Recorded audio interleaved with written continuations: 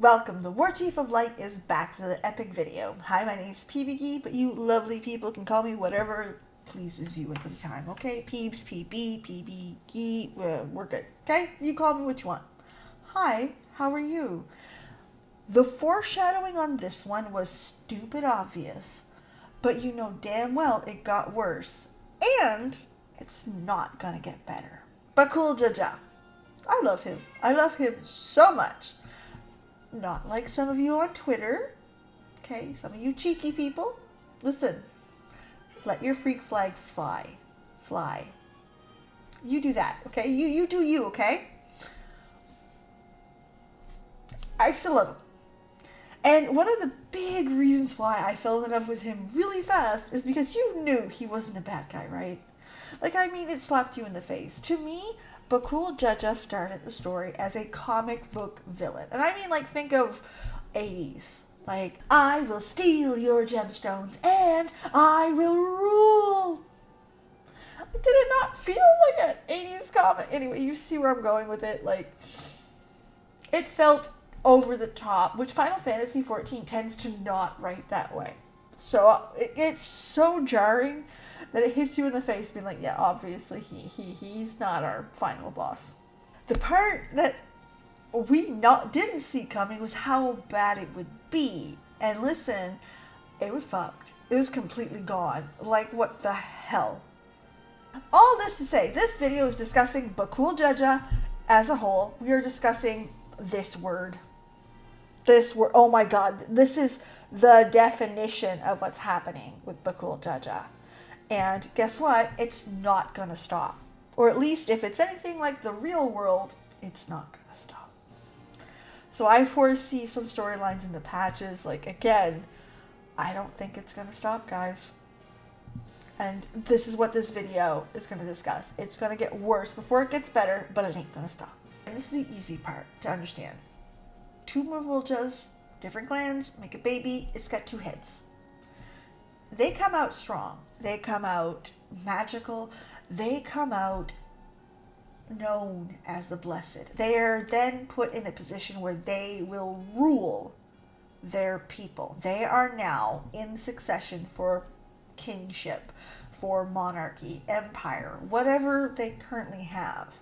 So that's the basis of what we're discussing. These blessed beings are born to rule. That means the day that they are born, they are taught that 1, they will rule, 2, they are the best things in sliced bread, that they are the number one best thing that can happen to an entire race. The cat is fine, by the way, if you hear him. I'm sorry.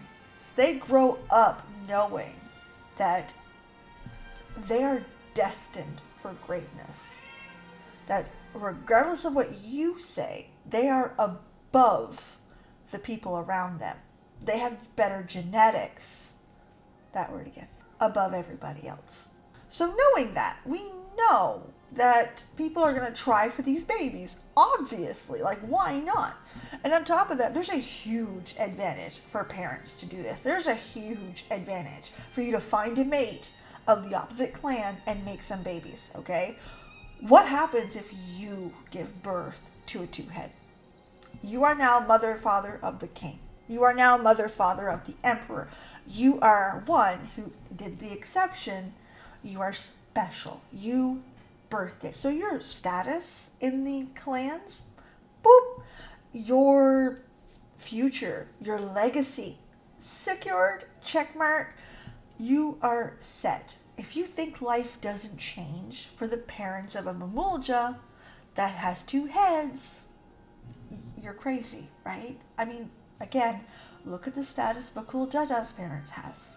And this happened a lot in real life, okay? Like, if we use the examples of inbreeding to create a pure monarch, that happened a lot. A lot, across many different, the Egyptians, you name it, they've done it, okay? So we've got years of inbreeding to try to make a pure monarch. We've also got monarchs that would marry into other royal families, which were kind of related because there's only so many royal families. This has happened throughout our history a lot. So those kids that are born in those rich families, or whatever the case may be, were special. You married them off, special. So we know that 1 out of every 100 Mamoolja that are born are the blessed. So that means that how many children are in graves? We know how many are stillborn. We know some actually survive till childhood and then pass away, which is something else we've seen in our history. That's happened to our race for years. Kings would try to have sons and then try to have a second son as a spare. In the 1800s, we would name our kids the same name again and again because they kept dying. So there would be Charlotte, Charlotte, Charlotte, Charlotte in the graveyard.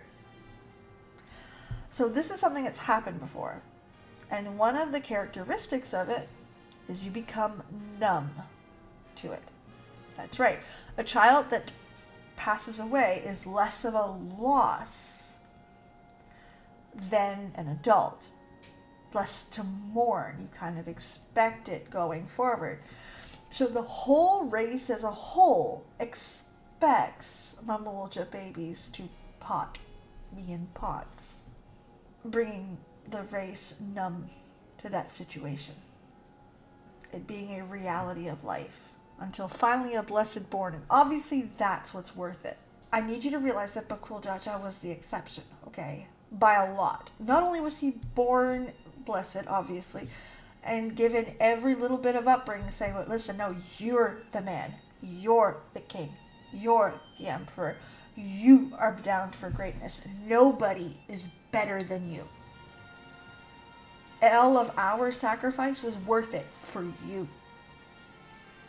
And he still went back and had the empathy over the pots, and it bothered him up until his adulthood, obviously, and to this day, he's a bit of a dick because of that trauma.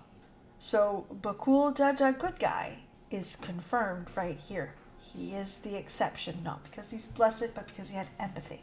So why do I think it's not going to stop? I want you guys to take a big deep breath, sit down for this next part, because she's not going to be easy. But in our world today, this word is currently still happening. This word. That word that happened in Germany in the 40s, the United States, that we pretty much outlawed, banned, 100% agreed was a no-go, is happening today. I need you to understand that how we treat disabled people, how we think of them. I need you to think about how we treat disease. Poverty. And even, and I'll put this article in front of you, there are actually prisons that are allowing people to take sterilization to lower their prison sentence. That's happening in the United States. So we know it's wrong, but we can't stop. Now, before we continue, I want to let that point sit for a second. Also, this is not a video about the morality of that word. Listen, we all know that's bad.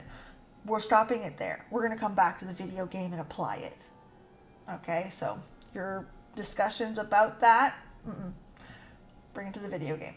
So if the Mamoolja are anything like us, they're not going to stop. The reality is that it's ingrained in their culture, and they know, regardless of the sacrifice, that something great can come of it. And let me argue that Bakool Jaja is your example. He stopped wars. He united countries. He became dawn servant. He is the example of greatness. He's the proof that what you're doing is correct. So on top of raising your status as a parent, on top of raising your status in the community, you have the chance to literally create a dawn servant who is as great, even half as great as Galul Jaja. There's a percentage of people that are going to do it, regardless of the bad that comes with it. If you could make Galul Jaja someone who believed in peace, was as strong as he was, and did what he did, even a 50% chance at it, wouldn't you?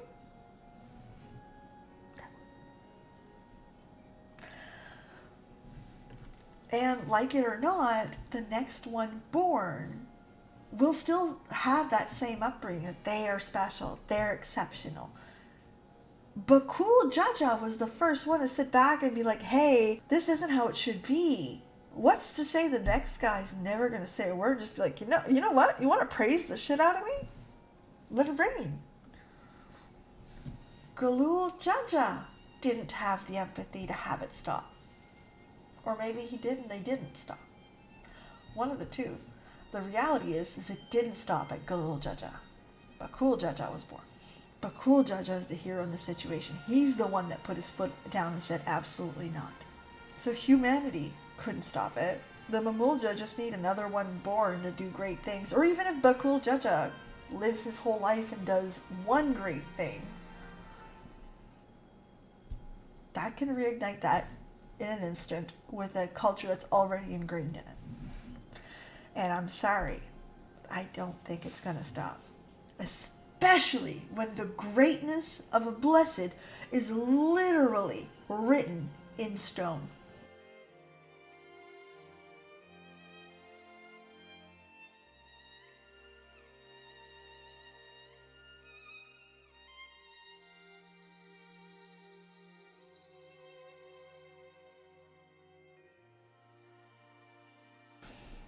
Now I say it again and I say it loud. Bakool Jaja is the hero in this story. Sadly. A big topic, a heavy topic, but like it's an interesting topic that they brought this into this game. And I mean, obviously it had its webbing elsewhere further in the expansion, but wow.